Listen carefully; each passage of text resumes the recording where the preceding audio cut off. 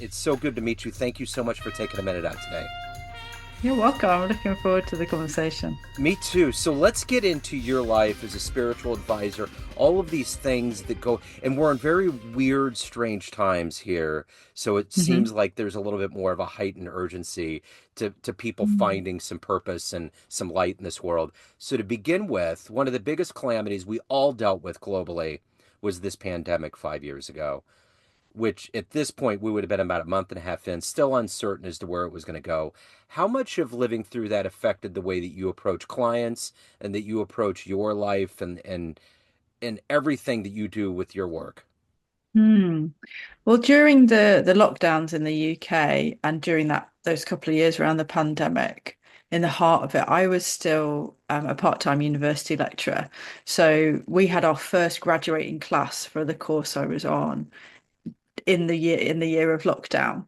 And so I saw firsthand how much this global event was affecting the mental health of young people and how it was radically shifting how we learn, how we teach, how we kind of consume information, and the significant limitations of what we can do in that space. I think something that's come out of lockdown working is people we can do things like this and we think it's normal, Yeah. but also seeing the value of being with people Yep. and how, if anything, it's really shown me that being with people, connecting on that deep soul level, and really being able to see and understand them and listen to them is irreplaceable. And even more so with developments in artificial intelligence, there's a suggestion that maybe, oh, we can speak to AI like a therapist or a coach.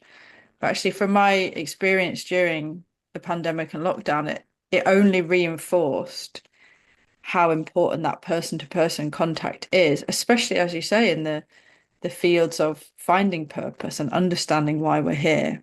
We need to be with people to do that. Maybe we found the meaning of life during that time because really it's as connected as we have been technologically speaking. I mean, literally, we can do anything. I mean, if this would have happened in the 80s, it would have been bad. It would have been rotary dial. It would have been call waiting. The party line would have been clogged up. Everybody would have been fighting over the one telephone. But we've been so connected. But I think it's all about that transference of human beings being in the same room. Like I think about that with music. All the musicians found this way of doing live streams and finding a way, but you could just feel the the depression, the pangs of I don't like this, but I'm going to Mm. do it anyway. But when you get back into that room with human beings, all of that, all of the sins are wiped away. And just because, we have the ability to do something or the technology or that we know that we can doesn't mean that we want to or that we should. Yeah, And for some people, it is really important to have these diverse methods of communication. And it means that we can connect with people globally and it significantly reduces some of the sustainability impacts of that. Whereas, we'd be flying all over the place to have meetings. We don't have to do that so much anymore. yeah, But it doesn't take away from the point at which everyone has had this, where it's like, I just need to be yeah. there. I need to be with somebody. I need to be having those little moment to moment conversations or the deep dive to really appreciate and transform rather than being stuck by myself, getting in my own head, coming down into this very myopic, narrow-minded perspective, actually really connecting in physical space with people. Mm. The other thing you brought up too is AI, and there's this kind of battle between human made, human designed things, which AI is, but it's more computerized. I went into a sandwich shop the other day and they were playing the Cranberries really loud. It was a bunch of young kids. And one of the guys said, "Hey, turn it down." I said, "Don't worry, I'm a Gen Xer. I come from that era. It's fine. I'm good."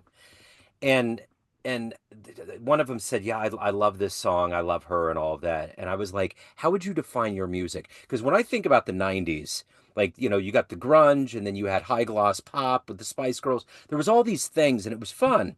So I'm like, "What do you guys what's the definition of right now for you?" And they're like AI driven lyrics. And I'm like, "Oh man."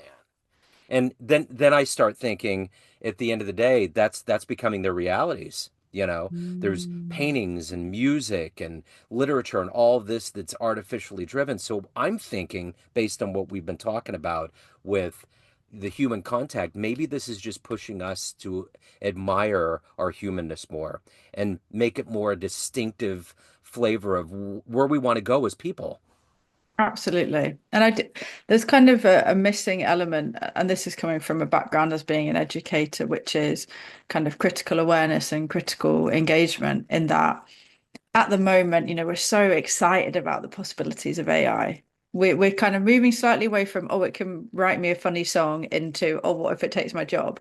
But we're not quite in that position of critically engaging with what it produces. Yeah, So as a former copywriter, I can tell straight away when something's been written by AI, and people are becoming more aware of that, yeah, but it's still not quite there. And I think once we reach that point of almost we need to take in so much AI stuff that we go, oh, now we can separate what's AI-ish and what's not. yeah, We are going to have a greater respect and awareness for human creativity. AI ultimately is an inference machine. It's only going to take a kind of average or watered down version of everything that's out there. yeah, We are the ones who are the generators of new ideas. yeah, Our originality and uniqueness cannot be replicated yeah. because if you wake up and you've got a new idea for a song, or someone wakes up and they've got an idea for a painting, there's no way that AI can do that in the same way. Uh-huh. But Uh-huh. I think we're learning to have that critical awareness of it. So we'll start to understand and have respect more, I hope, for artistic forms, because we'll understand how unique they are, Yeah. for each individual person that creates them. I think, AI is really a mirror reflection of who we are. And I think sometimes it's almost like we have to be a parent. Like when we have our mirror up to AI, we need to kind of step aside and say, don't do it. Don't do it. Right? Because, Absolutely. we have to keep it in check. Um, so let me ask you this. With everything that is a part of your work and what you do, if we needed to boil it down to something that would be understandable, I'm going to put you in front of a bunch of fifth graders at career day, and one of the curious Mhm. kids in the back of the room is like, "What do you do for a living?" How do you answer them? Cool. Okay. Let me check. How old is fifth grade? That's about 12. Lovely. Oh, an awkward age, just Yeah, the right. questioning Very age. I awkward. love it. I love it. I love it. I'd say to them, you know that thing you want to be when you grow up. You know that dream that you've got, and people keep telling you that you can't do it. The days where you feel that you're not good enough, that you can't run that fast, you're not that creative, all of those little voices. My job is to help you feel that no matter what, you know what you've got to do, you know what's right for you, and you're willing to do what it takes to get there. So, what did you want to be when you were 12 years old? What was your dream life? So when I was about 12, the two things the two jobs I wanted to have were to be a teacher and to be an artist. Okay. Uh, Later on, I have realized that they're essentially the same thing. Yeah. It's communicating something within Yeah. to the outside world. But when I was very small, when I was asked what I wanted to be when I grew up, I would say I want to be happy. Wow. That's deep. So that begs the question here, what were the foundational elements that eventually led you to this point of helping Mm. people and finding that happiness like you wanted when you were Mm. really young? What were those things that were planted? I think there's a kind of combination, which is my natural inclination is a quite scholarly. I'm fairly introverted in a lot of ways. I am fascinated by human beings. And a lot of my childhood was spent kind of watching and looking and understanding. And then there's the other side of it, which is actually feeling quite isolated. So growing up in quite an emotionally neglectful home, like so many of us did, um, experiencing sexual trauma as a teenager, having undiagnosed neurodiversity. So it meant that school was this combination of like, I loved learning and I wanted to be there. And then I would just fall over. And there were so many things I couldn't do and I really struggled with. And it was kind of like a high achiever who was constantly pushed, Yeah. but didn't get the support. Gotcha. to go to the next level because we didn't know. Yeah. So it was this kind of two contrasting elements of there was something in me driving me to understand people because I loved it, I was fascinated. And then also this, I suppose, a feeling of being quite turned away from people and being hurt by them. And I think of over time, experimenting with those different aspects has led me to this place of realizing that, all the things over the last 20 years of my adulthood where I have learned what it is to be a person in many ways. I now have the ability to offer that because through my experiences, I've developed so much more compassion for who I was, who other people are, for the pain and the suffering that we've experienced. So it's those two aspects of being deeply fascinated by it, but actually having to come to the realization that I couldn't just push people away, that my fascination was a gift and kind of overcoming my own pain to be able to offer that. So the interesting thing about what you talk about being a teacher and an artist is that naturally you're going to have critique. Naturally you're going to have people that are going to come after you, and it can be hurtful. And I think the thing about being alive long enough is that the instances of repelling people get less when you don't take it personally. You know what I'm saying? Because there's a part of that that can be you love the human condition, but you're repelled because of the way the human beings are. And I've learned over time that it's so much better to just understand that everybody has their thing, and it's not always personal. And I think that Yes, helps. absolutely. It's huge in human Yeah. development. Yeah, and that it's not my job, nor is it my desire to make everybody agree with me. Hmm. When I was a teenager, that's what I wanted. I wanted everyone to see my point of view and like that's how I saw the world. And even when I was sort of in my very early 20s, it was like, this is the way, you're wrong. Da, da, da. And ultimately, there's still some people's beliefs that I don't agree with. I do think are ineffective or unhelpful for the future of the planet and humanity. However, it's not my job to convince them otherwise. It's my job to be a model of the alternative so that they convince themselves. Yeah. And through my role modeling of a better way or a different way, the alternative, that's the best thing I can do. That's the best teaching. Abraham Hicks says words don't teach, only life experience teaches. Yeah. And like leaning into that, I think is really key. It's interesting. I think about what you were saying there in America in particular with what's going on politically and what we can do to change it was a vote. But when the vote doesn't work, what do you do after that? How do you get into that 20s mindset and say, this isn't okay? Because when I Yeah. look at the future and what's going on right now, this is not what I voted for at all. It never has been what I voted for. And what do we do? How do we embody? How do we pull within and start changing things? Mhm. And yeah, I think that's the big thing, the existential crisis that Americans and unfortunately it's radiated out into the world because of things that have been done. Mhm. So it's a very interesting time. So with that being said, Mhm. how hopeful are you in this 2025, in this modern era of coming through a pandemic and things just kind of being where they're at right now? Are you hopeful? I mean, I'm a sort of eternal optimist. Yeah. Like I've always been an eternal optimist. So I'm always very hopeful. And I don't like some of the narratives around, well, we're shedding and it has to get worse before it has to get better because it can ignore the fact that lots of people are going through very difficult, real suffering Yeah. and they are feeling oppressed and they are oppressed, they're invalidated, their lives are at risk. Yeah. And that's not acceptable. Just because we know that suffering is a part of human life and we can use it to grow spiritually doesn't mean that we have to accept it in the world. We can take compassionate action. So I'm hopeful, but I'm hopeful that we will be moved to that compassionate action, that we won't be idle in the face of it. But every person has to choose for themselves what that action is. I know people who are deep political activists, incredible, putting their life and their livelihoods and freedom on the line. And I also know people who offer homes to asylum seekers and who run community gardens and who offer mentorship to young people. Now, all of these to me are part of the collective movement. Yeah. It's like that film, don't know if you saw it, Everything Everywhere All at Once. Yeah. Right.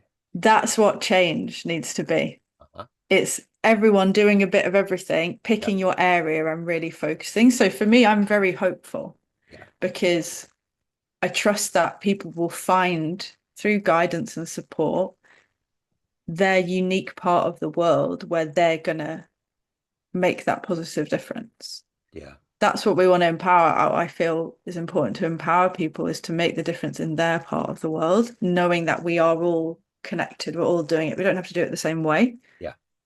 but to do it, just do it. Yeah. That's it. Absolutely. Yeah, my thing with this rhetoric of it's going to get worse before it gets better is it always comes out of the mouths of millionaires and billionaires. Right? And really what they're saying is for us it's not going to make a lot of difference financially because we're going to rebound and make all this money while all the rest of us down here, the other 98% are like, "Wait, no. Sorry dude. Not buying it. I'm not okay with it." This, what we want is a leader that says we are working all the time to make it better for you. Now, if there's an Mm. economic downturn or there's something that happens that's out of their jurisdiction, that happens. But if they're deliberately doing things that are impinging and hurting Mm. us, no, that's not, and that comes from Elon all the time. And it's like, dude, come on, you need Mm. to take a long, long nap, dude. We're done with we're way done with the rhetoric. So I'm curious in your life, who has been that inspirational force that's helped you become you and do the work that you're doing? Oh, there's almost, I would hope that in many people's lives, there's almost sometimes too many to Yeah, count. yeah, And, I feel like as soon as I would mention one person, it's like an Oscar speech, right? It's like yeah. you're trying to remember everybody to Yeah, that's thank. right. Great way But of I putting know, that. yeah, yeah, it's like, oh, and you'll always forget somebody. Hmm? But I know that for me, there's been a number of teachers from very young upwards they've influenced me in these small ways. And I suppose that's why I'm so drawn to that idea of teaching and advising. Um, but there was one teacher that when I was at school, I sort of found him a little bit of a figure of like ridicule. He was a religious studies teacher and he used to wear these like novelty Bible ties with like Bible verses on. And I always was quite, anti-religion as a young person. And so for me, he was kind of this strange man. But when I look back now, his style of storytelling and how he engaged people with issues of faith and made them accessible and made us able to kind of see beyond the particular religion he was teaching into like the heart of, the human condition. His name is Mr. Leyland. Just really, yeah, really spoke to me, I think, in later years when I've reflected. And maybe if you asked me that question on a different day, I would pick somebody else. Yeah, But totally. that's who it is, that's who it feels like today. Yeah. So let me ask you this. If you could meet one person alive on the planet right now that you find fascinating, inspirational, just to see how they operate behind the curtain, is there anybody that you would love to meet? Yeah, got to be Dolly Parton. Oh, yeah. It cannot it cannot be anyone else, mainly because or there's a kind of roster of kind of feminine icons. Yeah. Dolly Parton, Cher, Bette Midler, like all of these incredible Kate Bush, like all of these icons who I actually found, when I was starting on this kind of more entrepreneurial journey, I realized that actually that's who I was inspired by because they are so unequivocally themselves Yeah. and they're not afraid of reinvention. Madonna, not afraid of reinvention. They're not afraid to do weird or strange things that nobody understands. They're not afraid to have a flop. Yeah. And they see this kind of this bigger picture of their life. And particularly Dolly Parton, her whole ethos and position and she's so unapologetic about how she looks and kind of totally contrasts or the expectations of her looks with who she is, this incredibly grounded, like faith-based person. I think any of those women but especially Dolly. I wouldn't be able to speak though. I just Yeah, I get it. Yeah. Dolly. So she came to Kansas City. There's a place called the Folly downtown where they have jazz shows. And I've hosted a couple jazz talks and I go to shows and cover it. And she has a reading series and she came to the Folly and they called it the Dolly for the day. And I think she breezed through, and I talked to the director, and I was like, "What was it like?" And he was like, "She's so small. She's like way smaller than he ever thought. She's just like this little force of nature." You know what I'm saying? And I had no idea. I just assumed I never really looked on camera in relationship to other people, but now I do. Like if she's ever on camera, like, all right, I get it. If she's standing next to Conan O'Brien, I got it now, you know? So, Yeah, she's really dinky. But yeah, it's that kind of that powerhouse, isn't it? that's it. And there's something about these singers, especially kind of these slightly strange or glitzy or camp or over the top Yeah. singers. You know, Prince would have been another one if he Yeah. bless his soul. But this unequivocal belief and willingness to be themselves that Yeah. I feel is so inspiring to everybody. But we don't always put them up there as we think we have to be a singer to be like that, but we don't. Yeah. We just have to be ourselves to be Yeah. like that. There was a bass player that came through Kansas City, and I'm trying to I think his name was Wellington, Anthony Wellington. Anyways, he knew Prince and knew him really well, and he was explaining a story one time, and it was one of the most vivid stories. He said, I knew Prince was around, I knew he was coming, and I hear this clack because he had those shoes that were kind of high heels, but like whatever. And he said, here comes this guy. And the first thing that came to my head was, and he was a straight guy that just, he likes women. And he was like, that was the sexiest motherfucker I've ever seen in my life. Like, that was all that came into his mind. And it was like, he just came in, he had the suit, he had the purple, and he was right there. And he was just like, there was just something that was arresting about him that was genderless, that just totally was like a force, you know? Absolutely. And he was a And that's smaller dude, you yeah, know? he was. And I think there's something really powerful about, you meet these people where, and my partner said this to me when he first met me. He said, it's like, I've never met someone who so knows where they are in the universe. Yeah. And it's that sort of energy that I really love supporting people with or cultivating in myself as well. It's like not the center of attention, but the center of your universe. Like you know where you are and who you are. Absolutely. And that's what's sexy. Like Oh, yeah. that's what's appealing because it's this unshakable quality. Yep. Um, that I think, you see it when people don't have it. You see the shakiness and the uncertainty and things like that.